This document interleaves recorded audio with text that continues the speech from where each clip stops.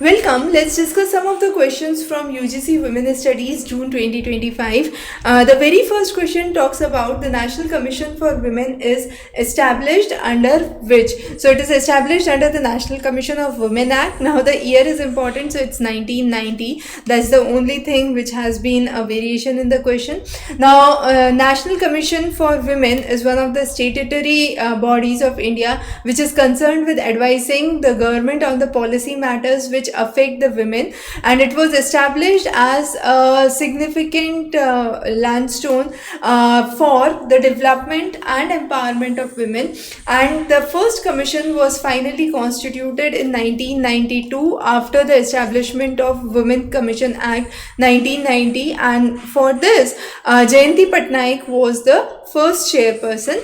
Now with the culmination and of more than few decades, the creation has been important because it has turned out to be a powerful independent body to oversee and protect women rights. The next is the key distinction between productive and non-productive work in classical economy is simply what is the work that is paid and work that is not paid. So for example, housewives being engaged with cooking, cleaning, childcare, elderly care are not considered under the productive segment. So it is considered as an unpaid work, and therefore it is considered as a non-productive work. So it does not produce any tangible commodity in the market which could be sold, and therefore it is typically called as a unpaid labor. So according to the classical definition, the productive and the non-productive work is simply based on the GDP calculation, the factors that could help increase the GDP or not.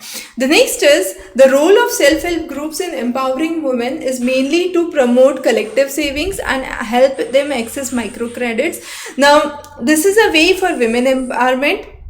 So what happens is these self-help groups have informal group of 10 to 20 women or more, and together they pile up their savings. Any one of the females who need the savings could actually ask for and pay out in the fixed tenure that has been assigned. So this creates very low interest rates and a collective fund for helping females for whenever they want to get assistance, they can access their savings and make the household with better mobility and stronger collective voice.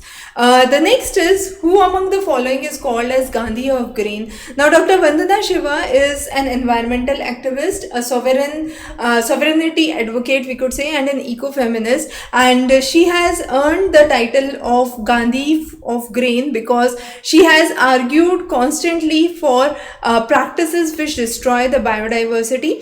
She founded the organization which was called as Navdhanya, which is meaning 9 seeds or new gift, which was founded in 1991, and this created a movement to share the native seeds, promote organic farming and seed sovereignty among the people, and therefore echoing the voice of Gandhi, which is the holistic vision of Swaraj and self-reliance along with agriculture as one of the best fits for them. So this is one of the very important questions that have been asked, and the two principles of Gandhian philosophy, which is Swadeshi and Satyagraha, have been taken into account to ensure food and agricultural productivity mainly, and therefore the title Gandhi of Grain. The next is which of the following is the role of critical thinking in feminist pedagogy. Now feminist pedagogy actually talks about to challenge the dominant narratives and promote critical consciousness. So this female pedagogy or feminist pedagogy, we would say, brings a shift from the traditional hierarchical model of education. So it talks about a model of education where females can become critical thinkers, they can analyze a situation, they can ask for or challenge a system and question any kind of inequality that exists in the society.